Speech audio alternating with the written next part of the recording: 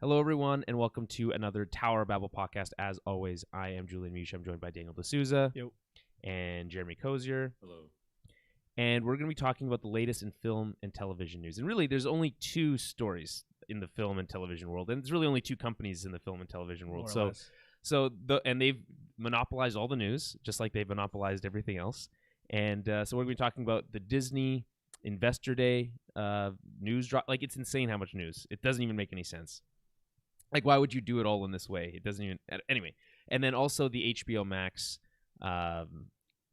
ongoing development, I guess, of them deciding they're going to release their Warner Media slate day and date on HBO Max along with theaters. So lots of stuff to cover, as well as there's a little bit of Spider-Man news. We could a little bit of Spider-Man casting news. It turns out we are actually starring in this in Spider-Man 3 as well. Or at least it seems like anybody can be by the amount of people that they're casting. So we'll be talking about all of that, as well as probably a few other things along the way. Before we get into the meat of the conversation, I ask you to follow us on Twitter at TowerBabbleCast, Facebook.com/TowerBabbleCast. That's the best way to keep up with what we're doing and what we're thinking about. And head over to our website, towerbabble.ca or towerbabblepodcast.com, and find everything we do, including Small Screen Star Wars. So Small Screen Star Wars is our, as the name implies, podcast that covers Star Wars that's happening on the small screen, which is apparently was an apt title because that's just where it lives now. Just where it lives now. There is some movie news to talk about, and we will talk about that as well. But we'll be recapping The Mandalorian's penultimate Season 2 episode later today. We're recording this on Sunday, the 13th of December of the year of our Lord 2020. And you can find that. We drop those every Monday on the main feed as well as on the Small Screen Star Wars feed. And if you subscribe to both, that's awesome. I appreciate it. Okay. One other bit of house cleaning first, right, Dan? House cleaning? Sure. Yeah. Is our Patreon. So we're doing, for our Patreon supporters, we do a film club every month. And this month's film club is Train Spotting. So if you want to hear us talk about Train Spotting, that super fun seasonal movie, you can do that on our by heading over to patreon.com/TowerBabbleCast and subscribing for $5 a month. But we're doing a bonus film club this month as well. Dan, you want to tell the folks at home? Well, this one's going to be available to everybody, not just for the patrons. That's right. Good point. And that'll be recorded this week. We're going to get it out before Christmas. It'll be a Christmas-themed movie. We're going to watch A Christmas Story, in fact. Just a classic 80s Christmas movie. I usually watch it every year. I haven't seen it for 10 years, 20 years. It's been a long time. I haven't watched it in a long time. That's crazy. Since high school? So that'll That's be not fun. 20 years. It'll be just a festive, fun movie club, but also a taste of what we do on a monthly basis. Yeah. And then again, that'll be available to everybody on this Tower Babble podcast feed. Okay, so let's get into this. Do we want to start with, I guess, which one do we want? We could flip a coin.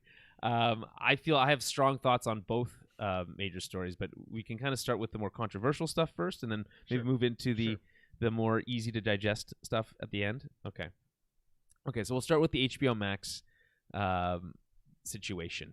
And I call it a situation because it's still it hasn't quite resolved. We don't know the outcomes yet. But it's a big deal. So let's just quickly recap for those who may not be aware. Including me. Including Daniel.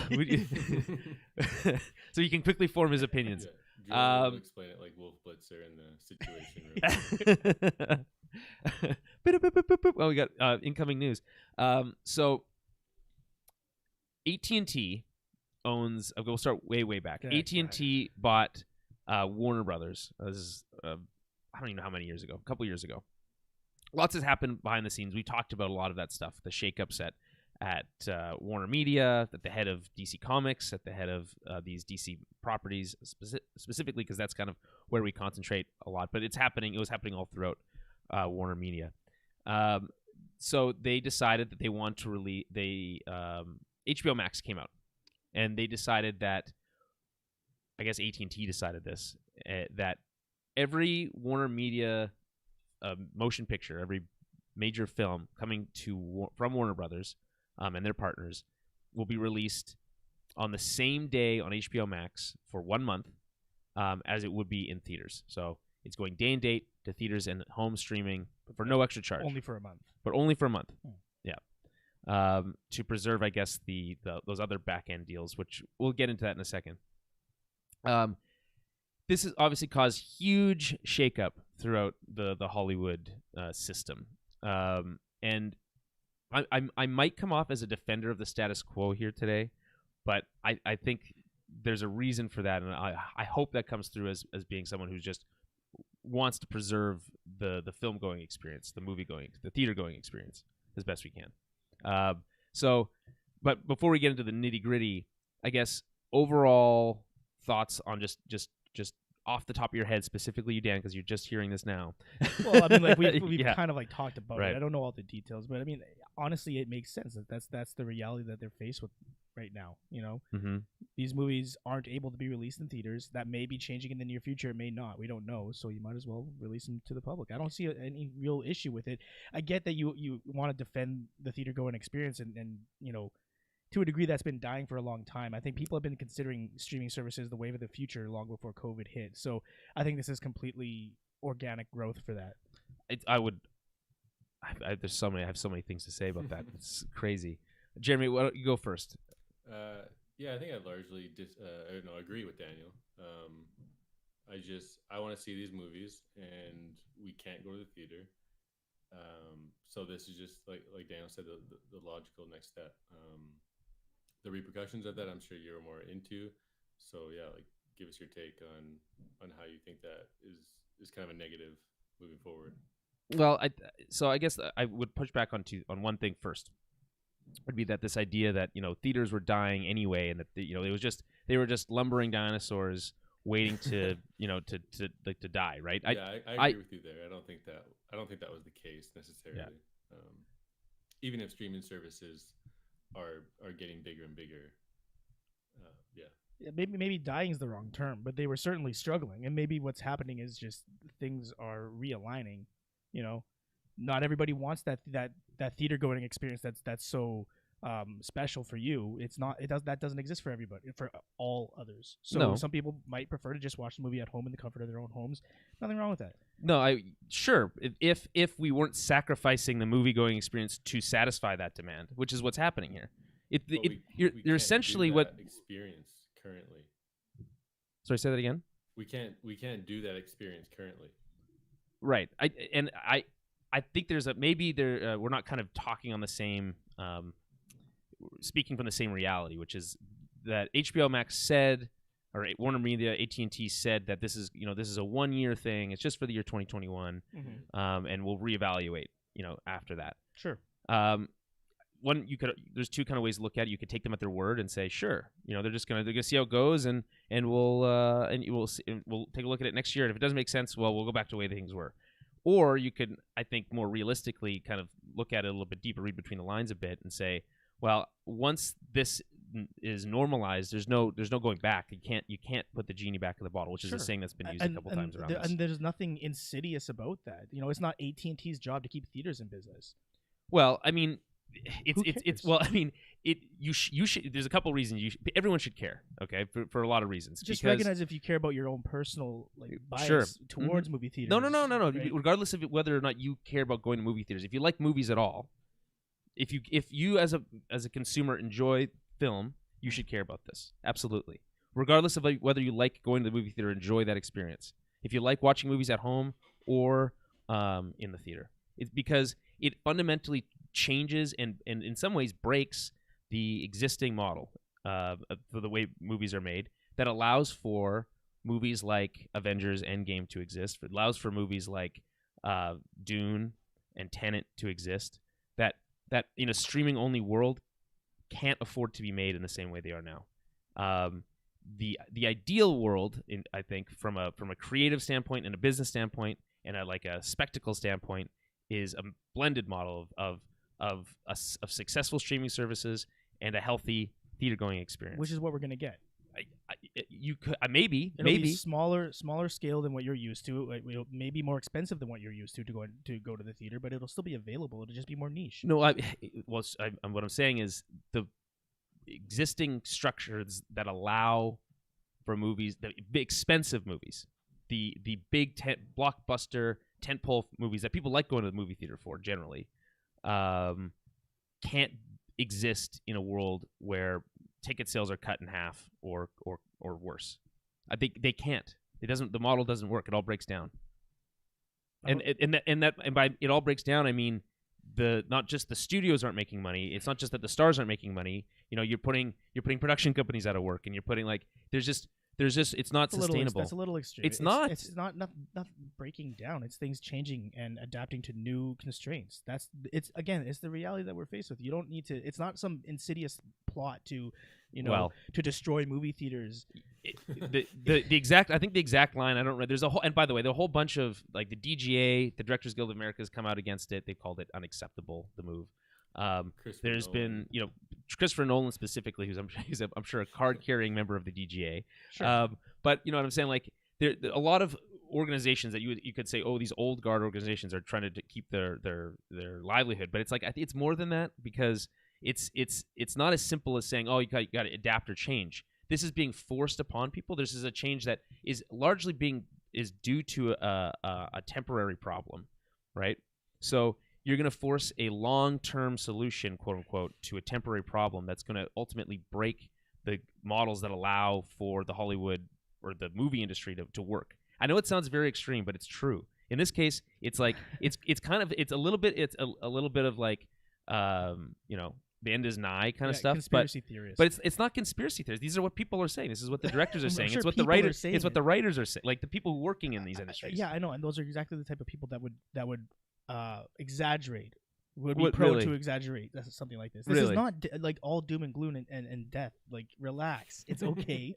These movies are coming out. We'll be able to enjoy them in a different format. These people are protecting, yes, their livelihoods, and to a degree their way of lives, but that is also one of those things that has to change. When you say they, who are you talking about? When you mentioned that the Directors Guild is speaking on this, they don't have ownership over how movies are produced. It's their movies. They're in some ways they should have more say than almost anybody. They're the ones making these things. For specific projects, sure, but not for all movies, which is what we're talking about. Well, I mean, you can divorce, I guess, the Directors Guild of America from all movies, but I think the movies that everyone's watching are made by people from the Directors Guild of America. You know what I'm saying? Some of them are, some of them aren't. I mean, most of them are. I mean, we're talking 95%. That's the indie film scene is pretty small, and it's not going to sustain the blockbuster world. You know what I'm saying? Mm-hmm. So, I guess it depends what you care about. If you care about big movies, and you could argue that maybe they've gotten a little bit too big, and maybe they needed a little bit of an eye-opening thing. Say, oh, maybe this isn't as sustainable as we wanted.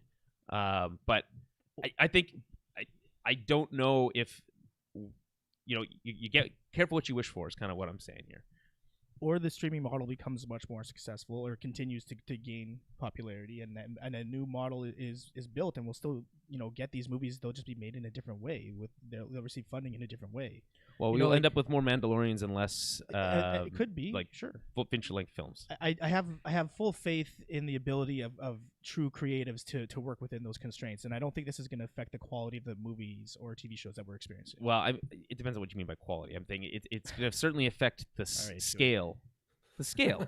I mean, they might be it's hard that the quality is hard to decipher. You could say, because sure. What we're seeing now is more so quantity.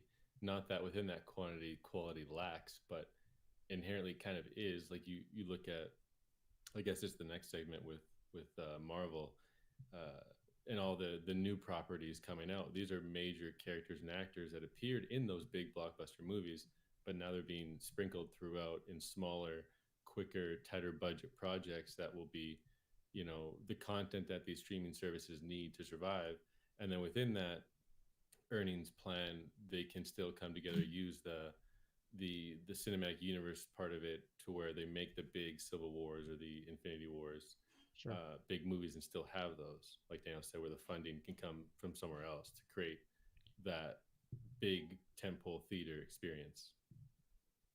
I want to make it clear. What I'm not saying is, COVID doesn't matter and all that kind of stuff. I'm not saying that. What I'm saying is that it will end, and that if just by making this move, it might have bigger or longer term impacts than and negative ones.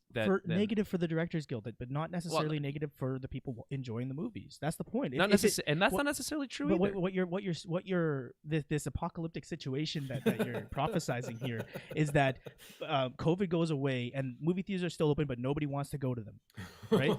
Well, yeah. Well, only that's, half of the people want to go to them. And if that's the case, that's the market being driven by demand. That's if people don't want to go to the theater after COVID, they shouldn't have to. Who cares? Sure, but then what I'm saying is that I don't know if they are aware, the people who decide I want to only watch this stuff at home are aware of what the longer term repercussions are to that. Okay, so what's an example of the negative or something that we have now that we won't have in that? Well, the Tenets of the world couldn't exist. Potentially, in that scenario, the apocalypse scenario is giant movies with huge, multi-million-dollar, hundreds of million-dollar budgets wouldn't be made because they wouldn't be funded to that level. Yeah. I don't see anything nefarious about this, and I don't see it as theaters dying. It's just changing, and the budgets for certain films may be lower, but that's not necessarily a bad thing. Well, sure, and I agree with that. I think you can make great movies with low budgets. That's not what I'm necessarily saying, but I do kind of care still a little bit about those big blockbuster movies. You know what I'm saying? So the ones you care about, you're getting a shit ton of those still. I mean, for now, Star and like Wars that's and Marvel, like the two main things, like that's going to be around forever, and they're utilizing that model and still giving us the shows, but making sure they make those big statement like moments that are going to be the theatrical experience. Well, I maybe is like we don't know. I guess ultimately, I think the other part of this is important to note is that ultimately this is it really feels like a play by AT&T to bootstrap HBO Max. And one of the big statements, I can't remember who said it, was basically, and this is like maybe the Theaters Guild or one of the whoever, and obviously they have their own inherent biases, but they basically said, AT&T is willing to sacrifice the revenue of its 2021 slate to prop up HBO Max. That's okay. But that's only something that you could do in a world where you own that much. Like they have that much. No one else could do that. Disney could. They're the only one. Like it comes from their being in a position of monopoly, or not necessarily monopoly, but kind of too big to fail type model where it's like they're not being bailed out. They're not. Well, no, they're their own money. No. What they're doing. What's it called? It's not a bait and switch, but loss leader. They're sacrificing their movies that they spent that they promised people millions of dollars to make in some cases, and that's dispersed amongst the people who made it. They're sacrificing that to prop up their streaming service. I don't think that they have many alternatives. Like I don't. You're making. You don't see Disney doing it. You're making it sound as though they're doing this in order to achieve their ultimate goal of ruining movies, which couldn't be the case. I mean, they're obviously going to be revenue driven, and they're obviously going to care about that platform. Mm-hmm. And I think it's good. Yes, pull it up by its bootstraps a little bit if it needs a little bit of help this year, because there are no alternatives. And they're comparing it to Disney, which they don't have issues right now because their subscriber rates are like very, very high. Sure. So they're able to utilize that platform already, and Warner Brothers they need to get up there. I guess they need to catch up. Yeah, I mean, sure. I'm not saying screw HBO Max. What I'm saying is like this is a big move that affects the whole industry that they're doing to prop up their streaming service. It's like it's a purely like profit-driven. They're a profit-driven business. Sure, I don't see why that's surprising. They're not putting people out of work. They kind of are, is what I was saying before. They kind of are, and they're also, by the way, screwing over the people who made these movies. By the way, and I know I'm like, let's not defend the millionaire movie stars. That's not what I'm saying. But like, there's a whole lot of people who go and that get paid on these movies, that by them not going to theaters or by them going to theaters at in 50% capacity or whatever, aren't going to get paid properly or what they were promised. So and you're saying, well, screw it. That's what Warner Brothers. That's their right to do that. Their movies, yada yada yada, whatever. They didn't tell anybody this was happening until an hour and a half before the announcement. It's kind of like it looks and smells shady, and you're like, well, it just has to happen. I don't not a fan of that look. I think it's just unprecedented times, and people are going to have to make decisions, and they're not always going to be right. especially with the circumstances. So I just think it's a bold strategy to um, lay low, I guess, for a while, but still build up something that people need. And they're utilizing people to create these things that weren't intended for this purpose. But I don't think they're going to turn their back on them, once this is all said and done either. Well, they're also hurting their like the Warner Media brand a little bit. For a long time, Warner Brothers was seen as kind of creative, or the creatives were given a lot of control, and they seemed to be cared about. People like Christopher Nolan worked with Warner Brothers, and they felt like they trusted them to have the creators kind of interests at heart, and that's not always necessarily the case with other movie brands, and that was something that was held within high regard amongst the creatives of Hollywood. And now there's a lot of kind of backlash saying that they feel like betrayed by Warner Brothers. These coming from the people who make the movie, and I ultimately care about them more than I do Warner Brothers or HBO Max. Yeah, nobody. I'm not defending the giant corporation in any sense. Like, well, I guess it sounds like I am, but I'm saying they don't have alternatives right now. We don't. I think this has been discussed. We can move on from the story. All right. Well, what else is in the news? Well, we have the Disney Investors Day announcements, and this is a couple days ago, and it was a 4-hour presentation. It was insane. Like, it doesn't make any sense how big it is. Like, without Disney or D23, I guess these larger conventions that they would have normally throughout the year, Comic-Con, D23, like I said before, but others, Star Wars Celebration, they have nowhere to announce these things. So I guess an investor's call is as good as any, I suppose. But they did kind of treat it a little bit more, like a actual like public-facing announcements. They treated it a little bit more like that, as opposed to like the boring stuff. So that's good at least.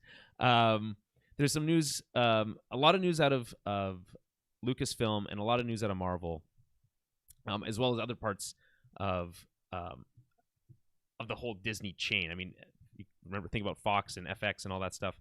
They announced, for instance, that there's the Why the Last Man series is coming out. I mean, that's just one of the things that they're talking about. But they also talked about more seasons of Atlanta, more seasons of It's Always Sunny in Philadelphia.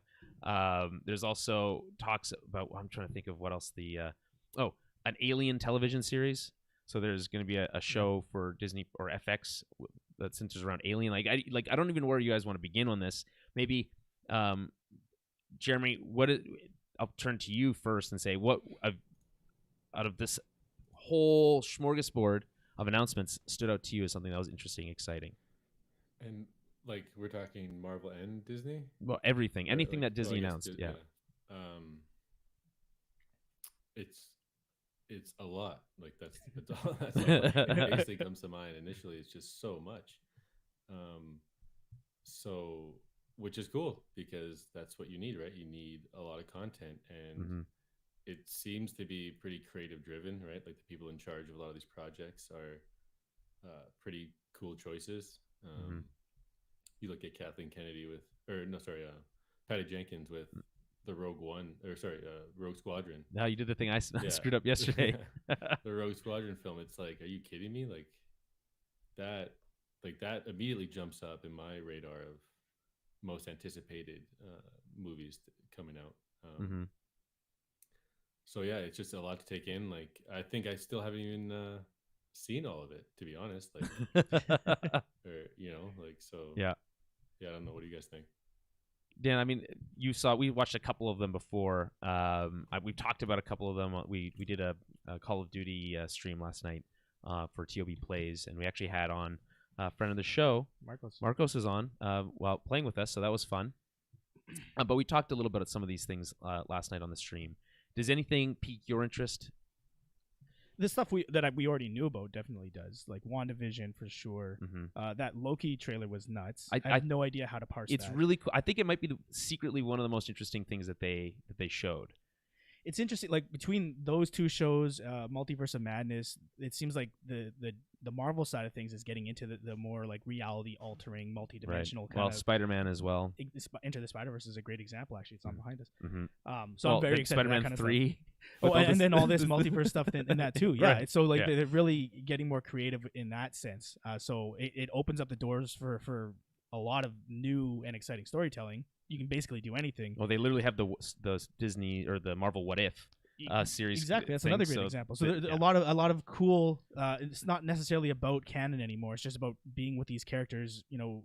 An adventure in their lives. I love that kind of stuff. Well, I think we've had arguments about this. Maybe not arguments, discussions about the how important canon should be to this stuff, especially around not Disney's but DC stuff.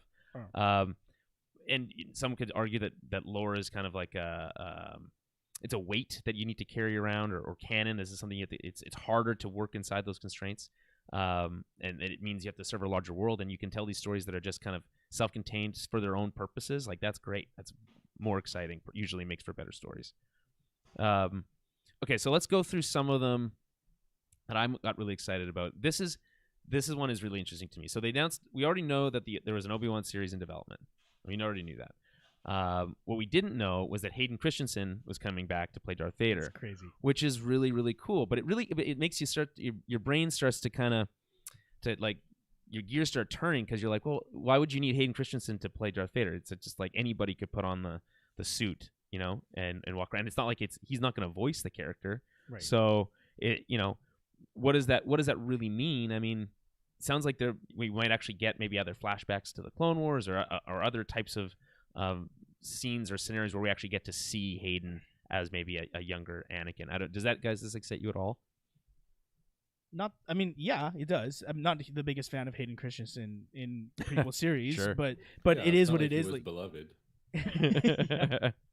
So I'm thinking Force Ghost is the first place I went with that. Is Obi-Wan's gonna be doing a lot of editing. I mean, we do assume that there will be a decent amount of flashback in the series, but we had also made the assumption that Obi-Wan during this time is going to be communing with the Force quite a bit. Right, but Yoda sent him there for training, communing with Qui-Gon. Anakin is a Force Ghost. Later on, it would make sense for him to be visited in Tatooine. Well, not necessarily, because at the time Anakin's alive as Vader, so he's kind of cut himself off from the light side. Oh yeah, I guess. Right.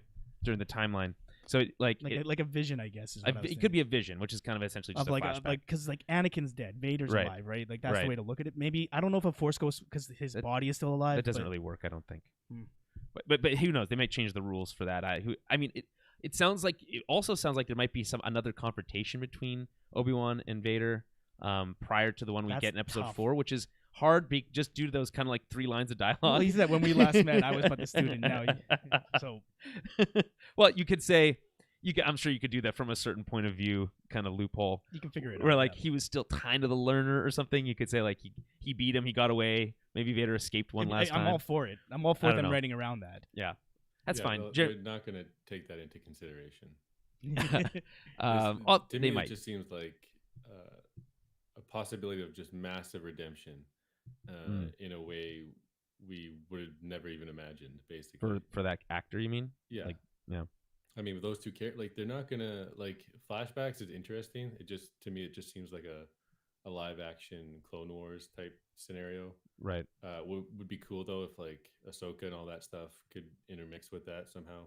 Mm-hmm. But I think the relationship between the two needs to have another form of evolution, and to see them as Vader and as a wise Obi-Wan and go through some shit. I think that would be pretty fantastic.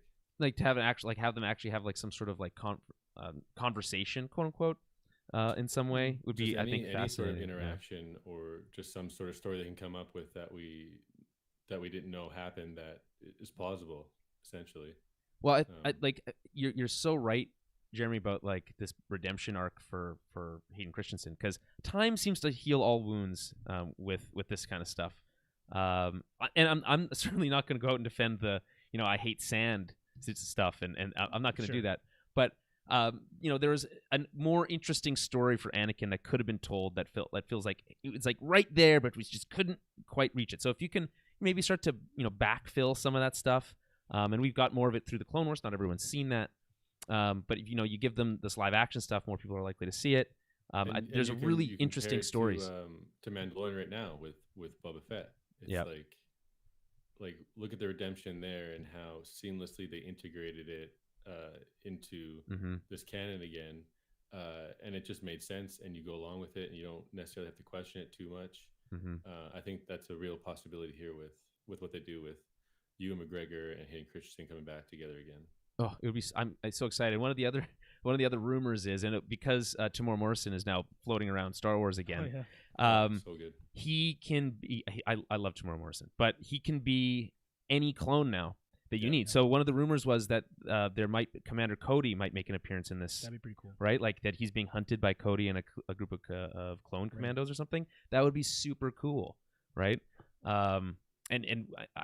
It's only a matter of days, I presume, until we get Rex as in live action, played by Tamora Morrison. So all this kind of stuff is coming together. It's really interesting. So that's just one of, I think, 10 Star Wars announcements that was made. Alongside, like Jeremy mentioned, the Rogue Squadron. That's really interesting. That one might be one of the more interesting ones. I mean, it's very early on. It was basically just Patty Jenkins giving us her kind of backstory and why we should care about why she cares about the movie, which fair enough. I mean, she's basically just selling us. Wasn't it a crazy story? Like she said her dad was like a pilot, fighter pilot. Yeah. And then that's nuts. Well, I'm just thinking about like the last game we played, Squadrons, Star Wars Squadrons that came out. Games too. Yeah, the GameCube games. I'm also thinking about the trailers for Top Gun 2 and what they were able to do. Yeah, Top Gun, you gotta mention that. Right, so it's like she says, like, to me, the greatest fighter pilot movie. I'm just thinking about a movie that just concentrates on a squad of X-wings or whatever. That sounds like very exciting. You think about even like take the Mandalorian, and every once in a while when we do see X-wings, how badass it is, and how incredible they like the way that they film X-wings now has. It's changed. It's night and day from what episode 4, right? So that movie is going to be fantastic. And it's coming from who we know is, I think, proven to be a more than competent action director. Right. And everyone who's seen Wonder Woman 2 says it's really great. So interesting to see Patty Jenkins kind of play both sides of the field as well. Doing the Disney side as well as the Warner Brothers side. Right. But I mean, we see that with the directors more than we do almost anything else. So that's interesting. We got more out of the Andor series. Now I know we make fun of this one a lot, but I think I think it's earned a little bit more respect here today. Like after the announcement that it's going to be a limited series, it's not going to be an ongoing series. That kind of centers around this, and I think Diego Luna makes a good kind of point when he's talking about like, is the story of a revolution and how a revolution has started. That isn't usually how we see the Rebel Alliance shown, or at least it's usually like it's more militarized in kind of a more kind of like a balanced fight kind of perspective. I think this might give it a bit more of that, a little bit more of the Rogue One feel, but obviously because that's where the character's coming from, but a little bit more gritty, kind of do what must be done type of kind of stuff by from the Rebel side, which we've never really seen. And so that might be interesting. And they seem to be taking like the production side of it very seriously. You have guys nothing to say about it. I can't with that show. I won't watch it. I mean, what if it's the coolest thing? I mean, maybe I'll give it a shot, but like I didn't find that character to be at all interesting in the movie, and the entire show centered around that character. Like this idea of him being gray as well. I didn't. Right. It feels like lazy. It's like. I mean, if you say so, I'm gonna give it the benefit of the doubt. See at least what it's like. I mean, that's an interesting time frame. There's two time frames that we've seen kind of not explored as much as maybe we'd like, which is the rise of the Rebel Alliance and kind of how that really started. We've seen kind of explored in a little bit of pieces, and then also the immediate transition from the Republic into the Empire, which we usually skip over that kind of transitionary period and just get right into the Empire stuff. So we got another show that's happening at that other time. So Andor's happening in that rise of the Rebellion side, and then from the Republic transition to the Empire side, you have the Bad Batch, which there's a sizzle reel trailer that was put out. It's clearly much further along in development than almost anything else that we saw here. And it looks really pretty. Obviously, it has that Season 8 Clone Wars aesthetic, very good-looking animation. But what's interesting about it, in the very last kind of shot of it, which is basically the Clone Wars emblem, and then it burning away and turning into the Bad Batch, just gives kind of very direct idea that this is essentially a sequel. That show, or replacing the Clone Wars, which is I think very good Star Wars storytelling. So it's going to be exciting to see. It's going to be that time frame, which we don't really get to see a lot, and explored through the lens of clones, who I think are some of the most fascinating part of the whole Clone Wars. So I think that should be interesting. You saw the trailer. Did you think you found it interesting at all? I'm all for more Clone Wars style Star Wars. Like I love the Clone Wars show. I don't find the Bad Batch characters to like them as very similar to Cassian Andor. I don't find them to be like leading man material as protagonists right. that interesting. They're better served as secondary characters, I think. I'm wondering if they're that being said, with both shows, you develop characters, right? So sure. We'll see where they go with it. But like specifically in the case of the Bad Batch, they all really seem like caricatures, right? Like there's the nerdy one, and there's the muscle, and the leader with the headband. You know, like they're all action movie stars in action movies we've seen since we were kids. Right. Yeah. So obviously, I think they will develop the characters, but I'm wondering if they're going to be more kind of ciphers for us to experience that transitionary world through. There's a couple shots now, not the Cassian show that showed these are actually fairly close together in timing, I guess. We're talking like 10, 15 years apart timeline wise. Sure.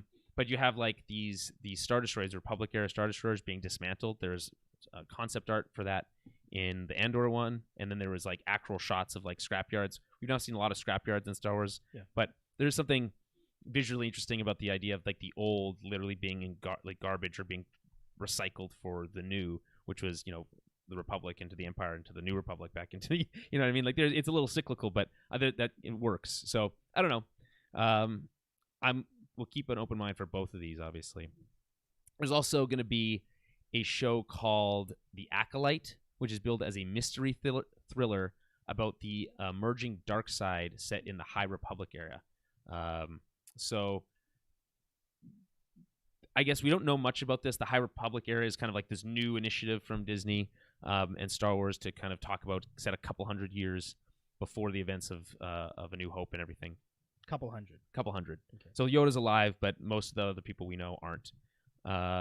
And it says, we think of those scenes in Episode 1 where Mace Windu is kind of skeptical about the appearance of a Sith. They're like, and they've been gone for forever. So this is during the time where they've been gone for forever, right? And this might secretly be a Darth Plagueis show. So that's kind of cool. If it said, just a couple hundred years before New Hope, that'd be sweet. Mm-hmm. So you get like, I'm wondering if they're going to show off that kind of like Jedi hubris stuff that they've kind of played a lot of lip service to. We've seen in the prequels a little bit, but they would have to, right? The Jedi at the height of their power. This is them at the height of their arrogance as well, right? So then the Acolyte, then is that a young Sidious? Does that it would be more like a young Plagueis. Oh, he is the Acolyte, right? Okay, right. So like meet Sidious later on at the end of the series or something, right? So I mean, it could be that at the end, Plagueis taking on Sidious as his apprentice. Who knows? But I think it's just an interesting timeline. That's even more separate than anything else, which gives it the most freedom in terms of storytelling.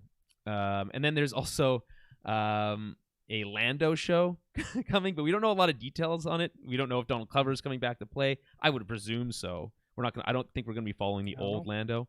One thing I heard that was, wouldn't they just say so then?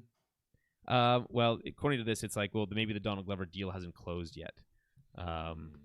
They haven't said. One of the interesting things that they mentioned that, or not they mentioned, but someone mentioned, I heard someone speculate, wouldn't it be fun if it was Billy D. Williams, Lando, like narrating the story, kind of like a fun like space adventure, right? And he's like, he's talking about like, oh, this one time, and blah, blah, blah. And then it's like we see it kind of play out as kind of like a serial. I think that would be kind of fun. And it's just like hit Lando and the Falcon before they meet Han and everything, and they're just off living their life, It'd be fun. I doubt they're going to go that route. But, I don't know. Like him, like just sitting around a table telling his glory day stories. Exactly. To his daughter that appeared randomly in episode 9 for some reason. I don't know if Donald Glover would be down for that, but who knows? Probably not. Well, maybe. Who knows? I mean, I think he wanted to play the character. I'm sure he has some respect for Billy D. Williams, but sure. So I mean, maybe he would be willing to have a kind of a mutual relationship with the character there. I don't know. Hard to say. What else did we see from Star Wars? Yada yada yada. I'm just trying. Oh, there was another announcement for Taika Waititi's Star Wars movie, and it was really just that, hey, he's still making a movie. And the logo, I'm gonna see if I can find it so Dan you can see. The logo that they revealed for his Star Wars movie was really interesting, which was this kind of like I don't know how you describe it. Looks like the comic books. Yeah, like I guess like the old animated shows, like droids and stuff. Yeah. So I had to describe the lettering. It's like big block letters that look like they're chiseled out of some sort of like granite. Yeah. That says Star Wars. Like the Hanna-Barbera almost style. A little bit, yeah. Yeah. So it's like it's got that kind of like He-Man look. I was gonna say very reminiscent of He-Man. Which is like, sounds. I don't know who knows when this movie's gonna be set or where it's gonna be set in the world or if that even matters, because it sounds like it's just gonna be like a wacky Star Wars adventure, just based on this and also his prior work. The wacky guy making it. Yeah. So I'm all game for that. I don't. Dan, you're usually less excited about comedic takes on these kind of generally we like to consider more serious properties. Well, no, that doesn't apply to Star Wars for me, because I don't consider Star Wars to be this sort of like high art that we shouldn't poke fun at or anything like that. If it's done well, I have nothing against Taika Waititi or his movies. Okay.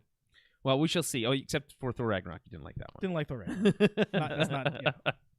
Yeah. I guess what I was saying is, if you're worried that a Thor Ragnarok type Star Wars movie would be something you wouldn't like, I think that tone fits Star Wars much better than it does a movie about Ragnarok. Right. It fits Thor too, just not a movie about. It's like it feels Ragnarok. like if it had just had any other name, it would be. It'd be more it's also part of what the movie was about. Like yeah. it was the fall of Asgard. I don't know. Anyways, we're it's not here to talk about that. Well, I mean, there is Disney news or Marvel news as well. Well, we can't forget to mention Willow. Yeah, we can't. They did mention that as well. That Willow was still in development. We did mention that Willow Disney Plus series. So that's fun. They talked about Indiana Jones, being directed by James Mangold, come out in July 2022. There's nothing much more on that, but I mean, Lucasfilm basically has three properties to their name: Star Wars, Indiana Jones, and Willow. So it's like Ford, he's back. Yeah. There was a picture of him sitting in a fridge I saw. Jesus. Which I think is funny. Based off of the meme about the nuking the fridge thing.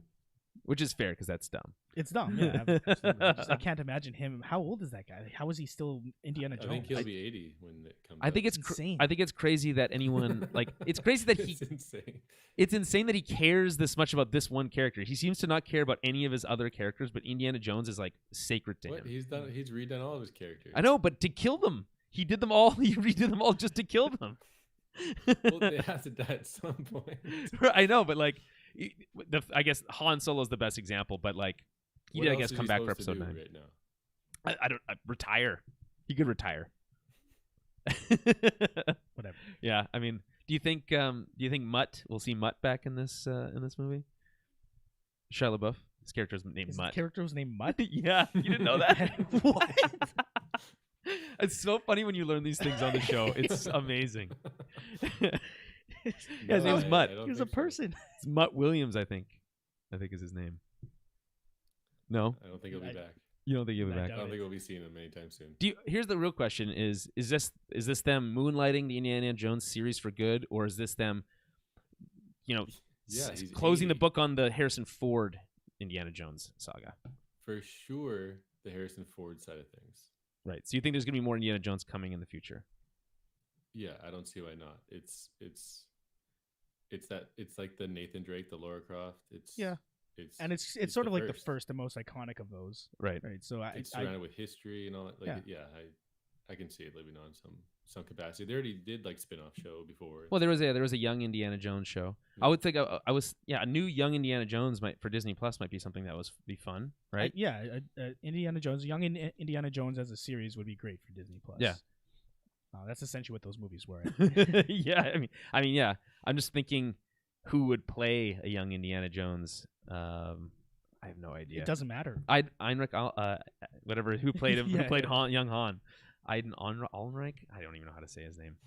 I'm trying to see if there's any other thing we can say about Star Wars before we change the subject completely. I think I think that's it. I mean, they did mention. We should mention they did announce an Ahsoka show that's starring Rosario Dawson. So, we as expected. As expected, we kind of thought that there would be a. It felt like a backdoor pilot, her appearance in The Mandalorian this season. So that's clearly what is happening here.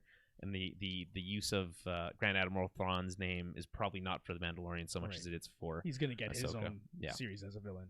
Exactly. And there is also the Rangers of the New Republic, which is also another show. These are both set in the same timeline as Mandalorian. So you got these kind of like interweaved kind of shows. I think that's interesting. It's kind of like a TV cinematic universe, essentially, at that point. This one may or may not star Cara Dune, or maybe may or may not star that guy from Kim's Convenience, or whoever. Like it just seems like it's kind of, I don't even know what this one more than any of them seems I'm the most skeptical on. This is the new Andor for me, the Rangers of the New Republic. I see. Cool logo. Is it? Yeah. Like what about it is like exciting for you? It just has like an 80s feel to it. It's like chrome. The logo itself. Oh, right, the logo. Yeah. I mean, it's like you could say maybe it's kind of got like a Green Lantern-esque kind of like space cop kind of movie, TV show maybe. I've used Green Lantern as they are space cops, but like in Yeah, I guess it's a bit of a stretch, but I know what you mean. Right. What if it's like cops, but in Star Wars? They already did that, obviously, for that. There's the Troopers, that like old YouTube video from like I don't know how many years ago, 20 years ago. Of basically it was just cops, but it was stormtroopers. I don't remember this. Yeah, you can still see it on YouTube. It's called Troopers. It was like an early like Star Wars fan film. And I wonder if that's what it's like. It's probably not. It's definitely not. It's probably not like that. But that's always been fun. It's kind of what those college humor movies or videos those are based on. Troopers, yeah. Yeah, no, that one's just a big question mark, right? We don't know anything about it. Well, other than we know when it's set. Timeline. Yeah. So I guess like it sounds like to me like there's gonna be a lot of like going through the Outer Rim. We spent all our time in the Outer Rim in Star Wars. I would just like a little bit more time in any other part of the galaxy would be fun. I guess the show that's the High Republic will be set on Coruscant probably. So there's something, Okay, let's talk about Marvel.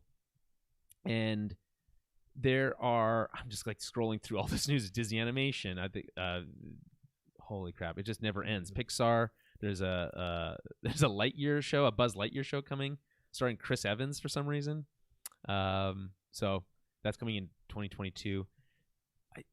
This doesn't make any sense. Like we just don't have the ability to cover every single thing that was announced here, just because of the sheer volume. Yeah, we're cherry picking. It's like 24 Marvel properties. Yeah, right, exactly. So Disney saved its biggest or least most money-making collection of franchises for last. Kevin Feige came out to unveil, first of all, a new trailer for the Disney Plus series WandaVision. The new WandaVision trailer, I'm still very excited about this show. Oh, yeah. This show looks amazing. It's very fascinating. Jeremy, I feel like I recall you not being that excited for this for some reason. Yeah, I'm not really excited at all. Why? I don't know. It just doesn't look appealing to me. Nothing's gripping you on that one. No. For me, it's the mystery. Like what's going on. It's kind of played like this kind of psychological. You kind of know what's going on. You know that she's creating the reality, right? Sure. There's a line in the new trailer, like, who's doing this to you, I think is one of the questions. Like, there is a larger mystery that I'm fascinated by. Yeah. How long do you think it is? I was just like, just randomly, this popped in my. How long do you think it is till they introduce MODOK into the MCU? And if they do, is it going to be a giant floating brain thing? I doubt. First of all, I doubt it's going to look like it. MODOK's going to look very different. They've been so true to the look of comics for almost everything. Not really. I don't know. Except for Baron Zemo or whatever. Zemo or Zola is the other one. Right.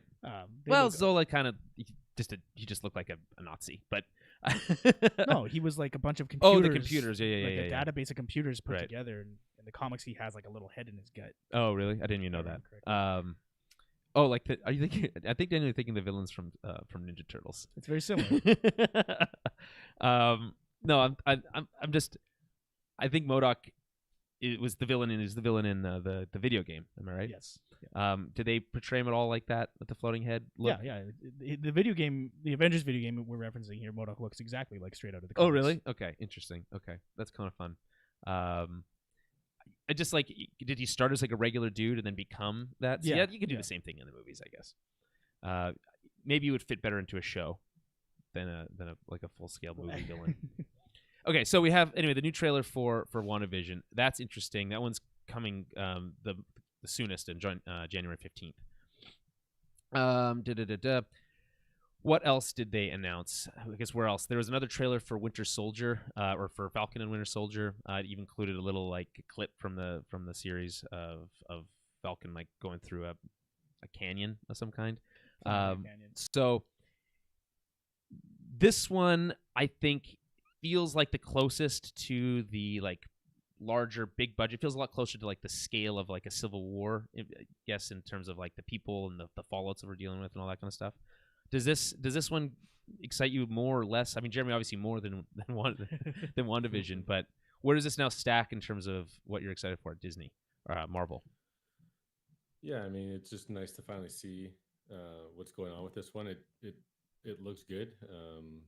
The boys are back together, I guess. Yeah. From what I like, their characters, it just didn't really show too much. Just talked about the legacy of the Shield, and then showed that pretty well done action sequence. So far so good. But I'm just curious to see what the conflict is going to be. But yeah, it was a good little taste of what to expect production wise, I guess, or action wise. There's Dan. What do you think? Like, that one just looks the most conventional. It looks the most like what we're used to from the MCU.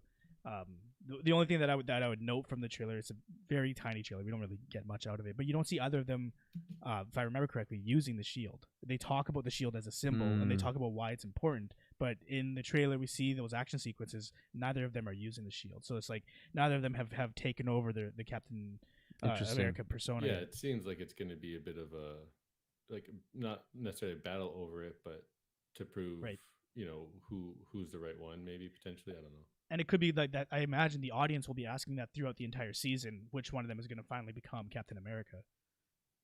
Not that they're like to your point, Jimmy. Not that they're against one another necessarily, but the audience might be feeling that. Right. There's also an announcement for the Loki series. We mentioned this a little bit earlier, but this one is really fascinating for me. I think just because it's so unchained or uncoupled from everything that is going on in the MCU, it just seems like it's just Loki getting into trouble, and it's like weird. Like who knows how, who knows when, who knows why? It's just stuff happening with Loki on screen. Right, and there's like that ATV thing or TVA thing. TVA. So it's like what is even happening? And who's the guy in the elevator? It's Owen Wilson. Owen Wilson. Like, what's Owen Wilson doing in this? That was kind of like one of those. That was a fun surprise to see. It was definitely the biggest surprise for me. Seeing Owen Wilson? That's the entire trailer. Right, okay. I have no idea what to make of this. I like the idea that seeing Owen Wilson and Loki was like the most exciting thing for you. Big super fan. That was part of it. But no, and there's even a nod within the trailer at the end. Loki looks directly in the camera and says, "Well, what did you expect?" And it's like, "Well, not this. I had no idea what to expect." And they knew that when they said that. They got him. It seems like there's a multiverse situation going on here too. Here's a question: with all these multiverse stories being told, Spider-Man 3, this Multiverse of Madness, WandaVision, whatever, is Marvel working their way to their own crisis, like their own style, like quote unquote DC style crisis, like multiverse thing? What do you guys think? I mean, they've done their own version in the comics, right? Like to varying degrees. I think it'd be very interesting if that were the case. If that was like the next Avengers meetup, is like these sort of TV shows converging. That could be a cool way to do it. It really depends on the content of the shows, though. To me. Well, yeah, I think here's the difference. These are not being made by Marvel Television, who made the Netflix stuff, and we like the Netflix stuff to varying degrees. This is Marvel Studios. This is all being guided by Kevin Feige. His guiding hand is touching all of these things, right? So far, he hasn't really let us down. I mean, there's bigger successes than but they're all successful. All the movies are successful, and some are better than others, but they're all at least decent. Like I think they hit like a threshold of being like at least entertaining. You know what I mean? And Oh yeah. Oh yeah. So that's good. I think we can look for that at least. I guess we can talk about quickly the Spider-Man stuff while we're talking about multiverse. Who wants to tell us who was cast in Spider-Man 3? Jeremy? Oh yeah, I guess it's become basically a meme, but yeah, basically everyone from the previous versions of Spider-Man, Andrew Garfield, Tobey Maguire, and the supporting cast members like Alfred Molina, who played Doc Ock. It's insane. I guess some of the MJ, like both MJs, I think apparently coming back. So yeah, it's just a lot of people are coming back. Yeah, it's anyone you've ever seen in any of the original Tobey Maguire Spider-Man movies or the Andrew Garfield movies is going to appear. What was the funny meme? It was Rhino from the Amazing Spider-Man movies. Paul Giamatti. Paul Giamatti But reprising his role, but not as the Rhino, but as his character from Sideways. We have Caleb Richardson watching live on YouTube right now. We also have Marcos watching live from Twitch. Always good to have you guys here. Anyway, Caleb says, I think they're making their way towards Secret Wars, a multiverse Secret Wars, which would be an interesting twist on the Secret Wars kind of formula that we know. What do you guys think of that? I'd love to see it. I just think it's ambitious, yeah, to say the least. I was going to say ballsy. But I mean, like you were saying earlier, what's in my mind one of the things that have been most impressive with the Avengers movies is how they have been able to tie all these storylines together, so to create a cohesive whole, which is a really difficult task. So Feige and them were able to do this flawlessly, but mostly flawlessly with the Avengers movies. So I would say if anybody could do it with these series, it would be those people. Right. With major events like Infinity War and in comparing that to the comics and what that represents, like we would have never guessed that would have been kind of possible, even though it was a version of that. It still incorporated everything it built upon it to create that, and it's still all connected. Even all these new shows and movies, it's all under the same like place, right? So at the end of the day, everything is connected. There's Easter eggs sprinkled throughout that we'll be discovering later on that will lead us to one of the new shows, right? Secret Invasion. That's a major event. Right. Samuel Jackson leading the Secret Invasion. Do we know when it's set? I guess is it set before the events of, like, is it set like in the 90s, like when Captain Marvel was set? Or is it like a now what is Nick Fury doing today with presumably Sword or something? Definitely don't know that. I don't know. Okay. All right. Well, I'll continue to do my research. We'll look that up. In terms of which I would prefer the later version. Like a modern. Yeah. I think one of the things that makes Secret Invasion so captivating is that you don't know who's who. You don't know who to trust. You need a big roster of superheroes, or at least characters, for something like that. So if it's set in the 90s, it's kind of just limited. Yeah, that's true. Good point. On the film side of things, I'm just reading from this Vulture article for some of these things, but on the film side of things, Marvel is sticking to the theatrical business in kind of stark contrast to the HBO stuff we were talking about before. Black Widow will still come out in theaters, which has been always kind of billed as kind of like Disney's Wonder Woman, quote unquote, as like this female-led superhero movie. Sure. So this is instead going to come out May 7th, 2021. We'll see if that date holds. I think that's kind of bullshit, because I feel like people said the exact same thing about Captain Marvel, that she's Disney's Marvel's Wonder Woman. Yeah, I mean, it's just like it's a female-led superhero. Right, movie. but I guess what they're saying that neither of those have kind of reached the zeitgeist level of Wonder Woman has. But like Wonder Woman has also been around and had a kind of a presence for a lot longer. I know it's just a dumb way to think about it, and it's not you, it's the article. Right. But like, it's just superhero movies. It's like you shouldn't have to compare female-led superhero movies to each other. Right. Doesn't make any sense. Because it's just another superhero movie. Who cares? So they also revealed that they have wrapped production on Shang-Chi and the Legend of the Ten Rings. So that's going to be fun. Speaking of Kim's Convenience, this one stars a different Kim's Convenience star. They're blowing up. Sim Liu. Yeah, seriously. That's a very funny show. It really is. Yeah. And he's a Chinese American. It'll be out on July 9th, 2021. After that, there's Doctor Strange in the Multiverse of Madness, out March 25th, 2022. which will tie in with WandaVision. So that's the crazy part is WandaVision comes out this January or this coming January, and then the movie that ties into it isn't coming out until March 25th, 2022, a full almost year and a half, like a little bit later.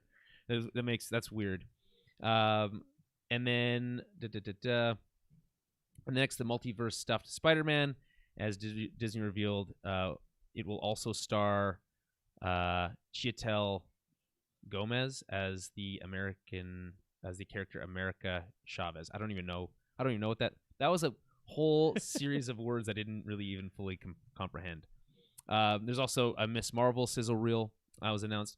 Miss Marvel being a lot newer character in the Marvel canon of characters, so we have less of attachment to. The blur the line between movies and TV. Disney has also demonstrated that its Marvel TV character shows are going to tie in closely with the movies. We've said that already. For instance, there's its Miss Marvel series, which is going to star Kamala Khan, will feature Kamala Khan, the character. Like many other characters introduced in the Marvel TV shows, she'll eventually join up with the movies, appearing in Nia DaCosta's Captain Marvel 2. So I guess that kind of makes sense. She's the new Captain Marvel or Miss Marvel. The name is kind of I think she kind of like tailors her outfit because she looks up to Captain Marvel, right? Well, I think a part of that was like the character of Captain Marvel has kind of taken a lot of different iterations throughout the years, and this is kind of like the new version. Yeah. So it was like a separate kind of thing, and then they separated out the new Captain Marvel, and Miss Marvel became two characters, and they were kind of the same at one point. So that's interesting. There's also Hawkeye, starring Jeremy Renner. Disney confirmed Haley Steinfeld will be Kate Bishop. Does it? Maybe it's just me, but do you guys have an attachment to Kate Bishop? I don't really know her as a character. I think if people read comic books nowadays, they probably do have an attachment to her. I'm not saying that she's a lesser character. I'm just saying I don't really know much. So, do you guys know much about Kate Bishop? I know she's coming as a new character to the Avengers game that didn't sell well, but She's just Hawkeye 2. She's the next iteration of Hawkeye. She was one of the Secret Avengers, if I remember correctly, and a big part of like Secret Invasion. Like at that time, I remember her being big. Yeah, but I didn't read a lot of her comics specifically, so I don't really know. Who knows if she had a lot of her own. Then so they finally confirmed that Tatiana Maslany from Orphan Black. She was always said like she's a really underrated actress, yada yada yada. I've never even seen Orphan Black, but that's something I know people have been saying for a long time. She's going to be playing She-Hulk, aka Jennifer Walters, alongside Mark Ruffalo, in the She-Hulk series. So I think that's really interesting. As is Tim Roth as Abomination. So like we're really just everything scraping the bottom of the barrel in terms of people that have appeared in this universe before. And we'll see what happens. That one is fascinating. Marvel also mentioned, but kept things vague about its plans for Moon Knight. Oscar Isaac has been attached, though his name wasn't mentioned in the presentation. Secret Invasion series. Snake, so. Yeah. Oh, yeah. It's a good point. We haven't mentioned that he's been cast as Solid Snake for the Solid Snake movie. Crazy. It is crazy. The weird thing to me, everything nowadays. Oscar Isaac to me is so really hot right now. It's so interesting about Oscar Isaac is that he always appears to not like to be in these franchise movies, like in the way he like talks about them and all this stuff. But he's then an actual fan of the video game. Right, but then he goes back into these franchise movies, which is really weird. But that's the difference here. Is like there's multiple interviews where he mentions this game in the series and that he wants to play the role. Right. So it's a passion project for him as much as anybody else. Basically. Cool. Metal Gear. Do you think he'll do like a funny voice, or just like talk like he normally would be? Well, I mean, I say funny voice, but do you think he's gonna do like a voice? Is what I mean. Like the snake, the gravelly snake voice. I mean, he's not Bill Hader, but like, I don't know. Maybe. That's we'll see. Okay, so like I said, Secret Invasion. This is interesting. We're getting Secret Invasion series, right? We all kind of at one point kind of thought this was going to be the logical kind of next event, yeah. And it doesn't seem like that's the case if it's going to the small screen first. It's really how do you do just a Secret Invasion story without it encompassing the whole MCU? You know what I'm saying? Well, I mean, after the events of Captain Marvel, there's very few Skrulls left. No, like I guess, yeah, they're all living on that one. so it is pretty limited in that sense. Right. I think they're bringing back what's his name? Orson Krennic. Yeah. Yeah. What the heck is his name? Crap. Ben Mendelsohn. Is it Mendelsohn? Yeah, Ben Mendelsohn. That's right. Yeah. So that makes sense. He's coming back. I always thought he was kind of like just okay. Yeah, it was in fine. that. Yeah. But I think to answer your question, we were talking earlier about how much streaming services are part of the larger story now. It's not just TV, and like the movies are separate. So even though this is a series, I think it is going to have large scale ramifications in the entire MC universe. Mm-hmm. See what I did there? MC universe instead of MCU for some reason. Oh, I thought you did that by accident. But I want because I was trying to like make sure to emphasize that it's the entire universe. But right. when you say MCU, it kind of just sounds like it kind of falls Yeah, flat. Yeah, right. Yeah. If you look at all the logos, like I have a picture of them all stacked up against each other. Like you couldn't tell which one's a movie, which one's a TV show, right? Right. It's just all the same. Yeah, I mean, I guess maybe that's what they want to do. They want to blur the lines here in this kind of like post Phase 3 Marvel MCU. We're just gonna kind of say anything's game. You know, it could be on TV, it could be in the movies, but it's all part of the same story, which is what they were kind of selling before, but this time for real. Yeah, and at the end of the day, we're just getting a ton of new characters right now being fleshed out, and then they all come and group together. So, like always, with all these new television series and these like more obscure characters getting their due, when do you think Daredevils and the Luke Cages of the world will be able to re-enter the MCU? I mean, there were rumors, and I understand that they're just rumors right now about Charlie Cox joining as well. That Spider-Man movie, right? So who knows? I wouldn't be surprised if Charlie Cox were. That one is I feel like the safest bet. Yeah, probably. Also, I think maybe Luke Cage as well. He seems like he'd be a good easy bet. But I don't know. They haven't done anything to discredit those series. Like those are not canon. Well, I think they kind of dance around it. You're right. They haven't said specifically that they're not, but no one talks about them. The events didn't happen in terms of. And I think they've done that. They've been so deliberately vague that they could easily write these people into whatever is next in the MCU. Yeah, and I would love to see Charlie Cox back, and especially if he was just like appeared as a lawyer, just in the Spider-Man movie, that'd be cool. Yeah. Because you guys remember what happens at the end of Spider-Man 2? There's like that whole thing where his identity is revealed, so it's like probably need a lawyer, There's more. But wait, there's more. A Secret Invasion series we said already, but Ironheart series about inventor Riri Williams, starring Dominic Thorne, and Don Cheadle will return to play War Machine in a series called Armor Wars about Tony Stark's tech falling into the wrong hands. That one sounds interesting. I wouldn't be surprised to see Don Cheadle also appear in the Ironheart thing. Ironheart's kind of was billed in the comics as kind of like a female Tony Stark. Oh, okay. Kind of. She's a self-made kind of inventor type situation. I think she finds some of Iron Man's tech also, so I think that's kind of a part of it as well. Anyway, lots of stuff going on there. To keep things goofy, James Gunn is also filming a Guardians of the Galaxy holiday special for Disney+. So another holiday special for some reason. This one I feel like makes more sense than a Star Wars one does because like there's no Christmas in Star Wars, so it's like they just made up a holiday to make it kind of align. There's no Christmas in Guardians of the Galaxy. Sure, there either. is. There's sure just there Christmas on Earth. It's right, not like, but he's right, but like so I know. So there's at least Earthlings on in the Guardians of the Galaxy, so it like makes some sense. It makes the exact same amount of sense. Well, or you gotta keep thinking. So you have this what the heck is his name? Who's the Star Lord? What's his actual name? Chris Pratt. Like Chris Pratt? No, what's the character's actual name? Oh, Peter Quill. Peter Quill.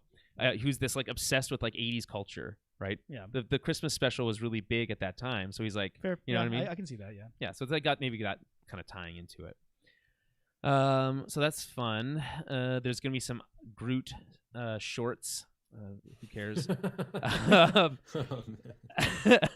Marvel confirmed that Christian Bale is joining the next Thor. We talked about that already. And that it is confirmed that Mahershala Ali is starring in the Blade film and revealed that Peyton Reed will come back for the next Ant-Man film, dubbed Ant-Man and the Wasp, Quantumania.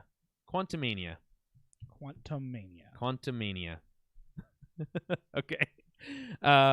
which will bring back Catherine Newton as Cassie Lang and Jonathan Majors as Kang, the Conqueror, into the whole deal. Okay, so more importantly and more excitingly, John Watts, they announced, will be directing a feature film for Marvel's first family, Fantastic Four. Does this excite you guys at all? Like, yeah, definitely. Mm-hmm.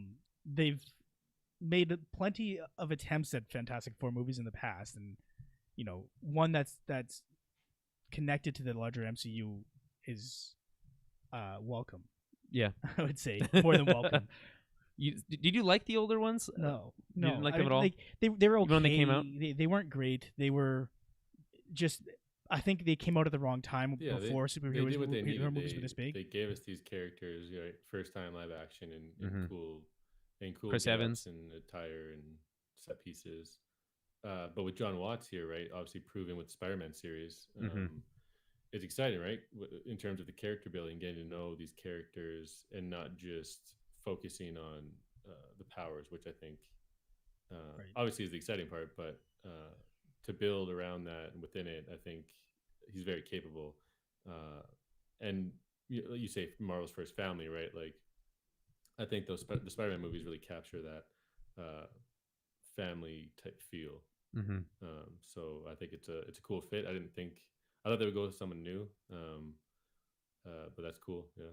Well, I wonder if, like, they said, "Hey, John Watts, you made that Spider-Man movie where it wasn't a rehash of his origin story again. Can you do that with the Fantastic Four?"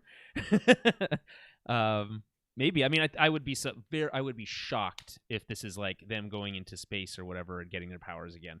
Like, no, I don't know. That's what I mean. I don't think they're going to focus on that, which is the interesting part for sure, right? Like, that's what makes them the superheroes. But like you said, it's been done.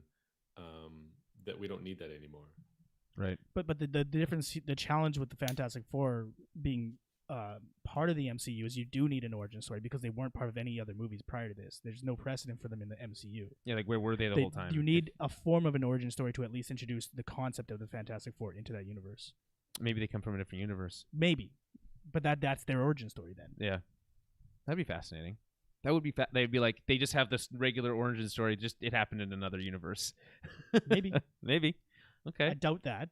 I think they'll get a bit more creative than that. But like, I know what you mean. Like, they could come from another universe or from the Quantumverse, for example. Yeah.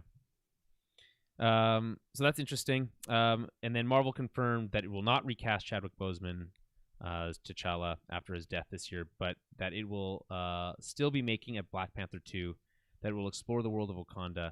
In a hint of the possibilities for Marvel after the Disney Fox deal, Feige announced that Spider-Man director John Watts will begin the Fantastic Four movie. That franchise had long been the property of Fox, which made many attempts to turn it into its own superhero franchise, which did not work. But now it seems that characters could become part of the whole MCU. And then the guess is obviously, it's like, could the X-Men be next? Obviously. The X-Men are inevitable. That's absolutely true. I just like, what year do we think you get the casting news for Wolverine? The new Wolverine? We'll be talking about that in the year 2022? Like, or what do you, like, 2 years from now, we'll be talking about new X-Men movies coming?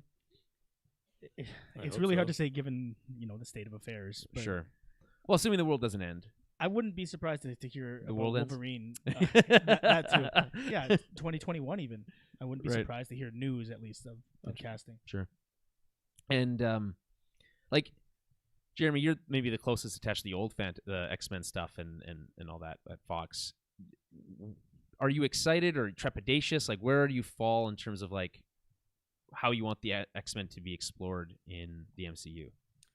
I'm just super excited for a new take. I have no, like, necessary, I don't need them to bring the old X-Men or pass the torch or any of that stuff. Like, I'm genuinely excited to see Marvel and Kevin Feige's attempt at bringing the X-Men into the MCU, just like they've done with every other character, and kind of basically just nailed it, right?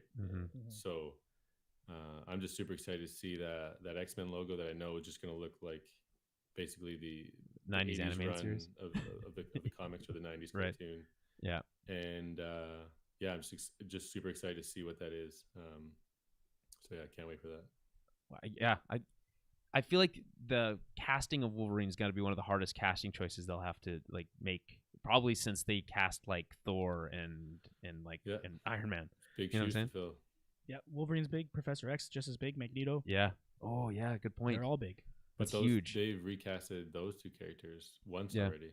I didn't really like the new Professor X. But they did it with a lot of the X-Men too, right? We got a new Mystique, Mm-hmm. Cyclops. Yeah, I guess so. Like we're She's used to great. those recasting, I suppose. But you could argue they didn't really nail those. So you know, there's a lot, and they didn't even bother to try to recast Wolverine. You know, I only care as long as they don't recast Sabretooth. That's really what's most important to me. Which one? Sabretooth? Obviously, the original. Oh. Obviously. Well, okay. Which is played by what's his name? I don't think I know his name. I can't remember his name now. He was a wrestler. Yeah, No. he's some guy that. Okay, who's the second one? Who's the second one? Liev Schreiber. I thought he was the first one. No, he's from X-Men No. Origins Wolverine. Oh, okay. So then, yeah, Liev Schreiber. Then is what I was talking about. Caleb Richardson also mentions he's looking forward to Shang-Chi. He says that as someone, or they say, as someone who grew up in China in my early years, because my parents were missionaries at the time, I can't wait to see Marvel embrace the amazing Chinese culture. And yeah, and I'm sure the people in China will be just as excited to see them embrace that in some way too. That the Chinese film going market is huge. Huge. This movie is going to be huge. Yeah, like bigger than I think we think. Yeah, massive. Yeah. So that's exciting. So anyway, I think that's basic. That's most of the big stories. Like I'm sure we missed something that was exciting or interesting. You know, there's more. There's going to be more movies coming to Disney Plus and kind of that like double premium whatever service that they did for Mulan. There's going to be more of those. Just announced Disney's first ever original animated series are coming to Disney Plus. Baymax, Zootopia Plus. I don't like that name. And Tiana are coming in 2022, and Moana series in 2023. So there you go. Cool.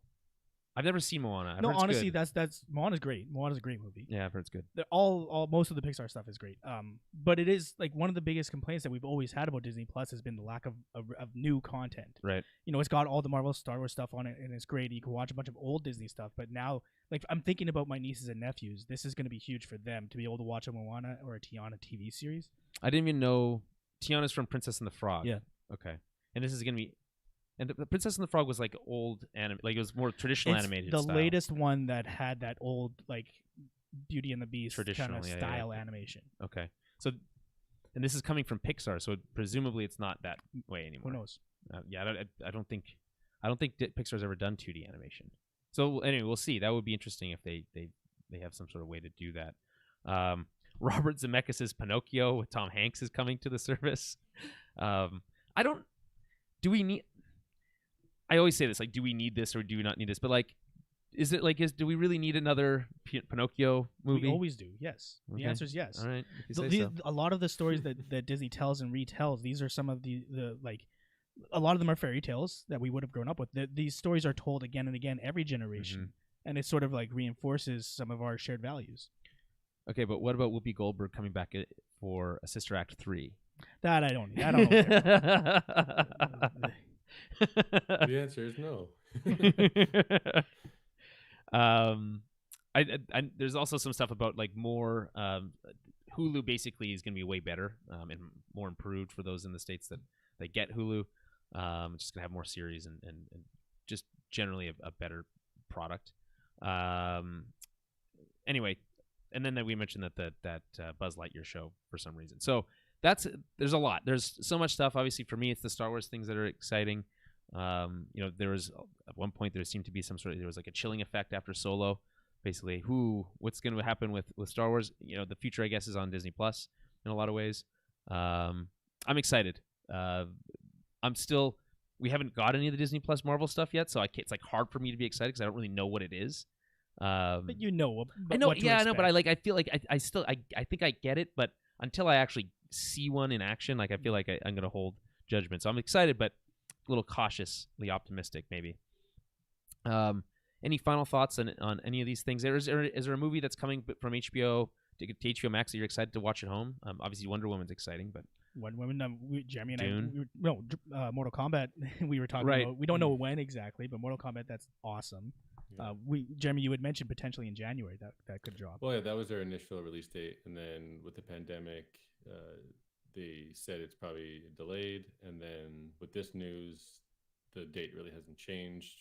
So I don't know. It's Okay. So it was originally supposed to be January. A little bit here, and then I think they're going to announce kind of what Yeah. their, I guess, slate would be as they space these things out throughout the year. right. So I'm looking at their 2021 like major release schedule here. Yeah, Mortal Kombat and Dune are the big ones for me. Wonder Woman 1984, Godzilla vs. Kong, Tom and Jerry, The Conjuring, The Devil Made Me Do It, The Many Saints of Newark, In the Heights, Reminiscence, Space Jam: A New Legacy, The Suicide Squad, Cry Macho, Dune, Elvis, King Richard, Those Who Wish Me Dead, Matrix 4. Oh yeah, Matrix 4, Right now. Mortal Kombat, The Little Things, and Judas and the Black Messiah, and then yeah, that's basically it. But that's a lot of stuff, including obviously the two Disney or DC properties. DC also announced that they're moving forward with a Plastic Man feature film. That is very weird. There might not be a weirder character in comics than Plastic Man. that's one that I feel like should be animated. Really, That one would benefit from animation as opposed to most other heroes. I guess it would look really weird. I feel like not animated. It's just much more expensive. Well, I'm just like And imagining when you see Plastic Man like displayed in animation, it's always like his face is always like he's like a car, but it's his face. Yeah. It'd be really weird and gross to see Like a human body stretched into a exactly. Yeah, that's kind of gross. I don't want to see that now. I'm thinking like if they had to do it a whole different way. Like the mask. Yeah, I guess. Yeah, I guess. And he has that same personality as the mask. Somebody stop me. DuckTales is coming to an end on Disney Plus. End. Yeah, there's a new DuckTales I series. didn't know it came to a start. Yeah, there was a whole new one. I'm trying to think if there's anything else that I'm missing here. No, I think that's basically everything. Maybe by the time Dune is about to come out, maybe you'll still be able to see it in theaters again. So that's a movie you want to see in theaters, I think. We'll see. We'll see. Okay, so we'll wrap it up there. If you want to hear more about what we have to say on Star Wars, we're going to be recording our Mandalorian recap in approximately 2 hours. So stick around for that. Don't stick around. Just find it at another time. Yeah, don't stay around for 2 hours. We're not going to. Yeah, stay tuned. Don't change the channel. We'll be back for that in a couple hours, and that'll be dropping on Monday. This is probably coming out after, so this is kind of like I'm speaking to it makes no sense the past. The way this works. It's kind of like it's all time shifted. So there is people watching live. If you are watching live, I hope you see you at the Mandalorian recap. That'll be a lot of fun. That's smallscreenstarwars.com, I believe, is the actual. I think I have that URL, so you can go there.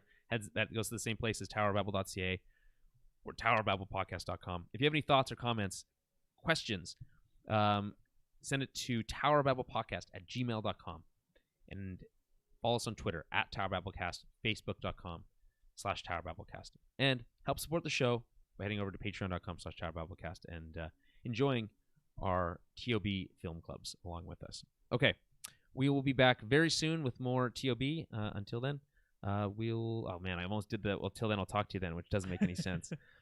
We'll talk to you then.